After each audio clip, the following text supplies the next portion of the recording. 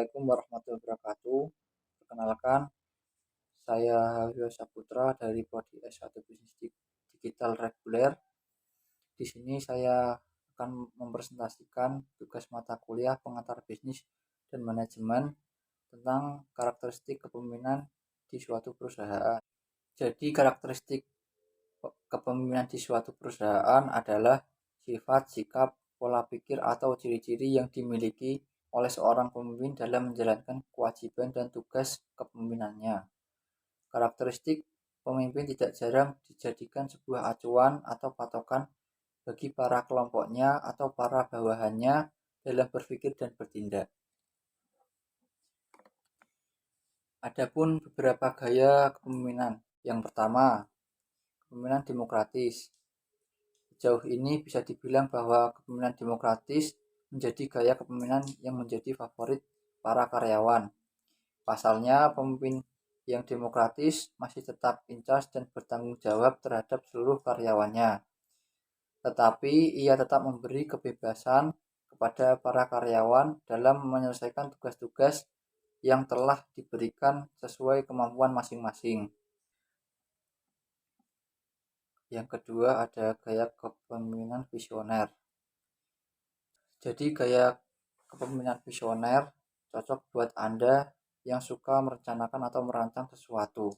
Karena biasanya pemimpin jenis ini sangat senang menyusun sesuatu untuk kebutuhan jangka panjang.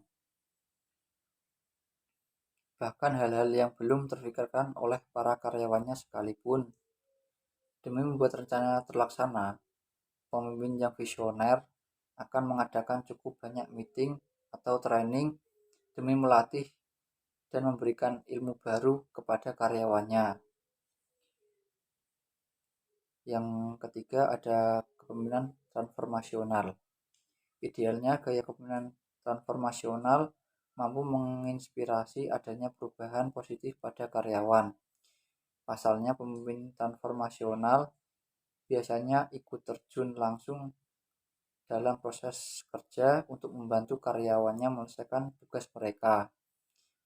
Dengan terlibat langsung, pemimpin secara tak langsung telah memotivasi karyawannya untuk terus semangat dalam melaksanakan tanggung jawab.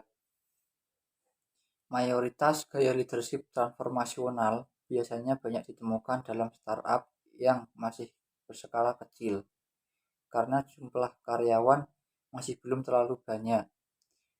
Pemimpin pun ikut turun tangan untuk terlibat dalam prosesnya. Melihat itu, karyawan akan termotivasi untuk bekerja lebih giat demi membesarkan startup mereka.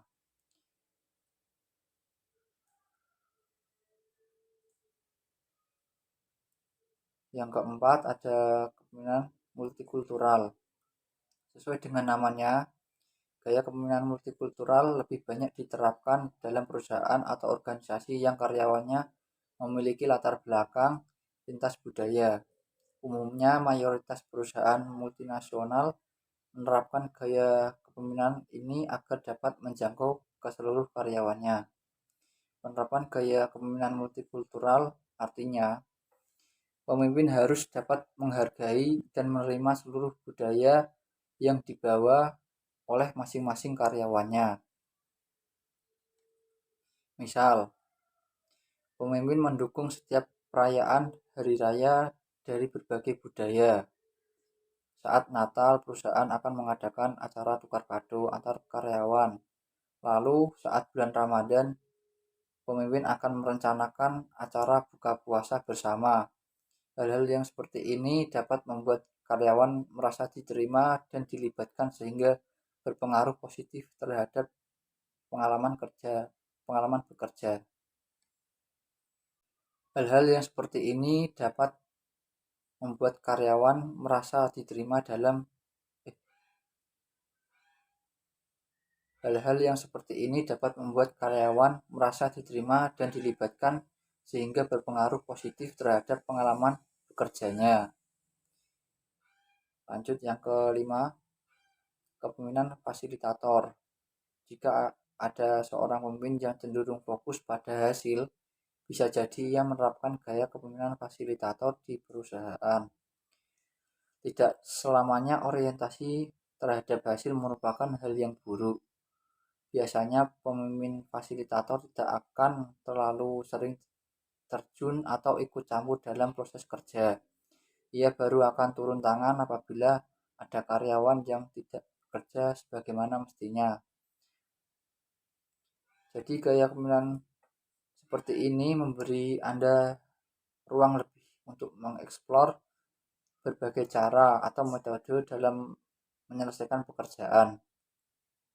Dengan catatan, pemimpin tidak komplain dan pekerjaan Anda masih sesuai dengan peraturan yang ditentukan. Biasanya gaya leadership fasilitator diterapkan pada bisnis yang usahanya sudah cukup banyak. Sebagai contoh, saya ambil dari PT Sahabat Unggul Internasional Garmen.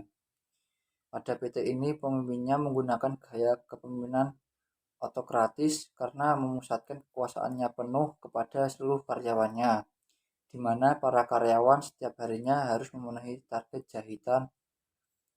Pada kepemimpinan ini, para karyawan PT Sahabat tidak mendapatkan kebebasan untuk menentukan tujuan mereka.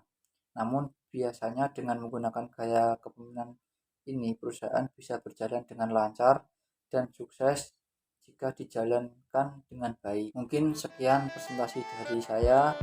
Mohon maaf bila ada salah kata ataupun kekeliruan. Saya akhiri. Wassalamualaikum warahmatullahi wabarakatuh.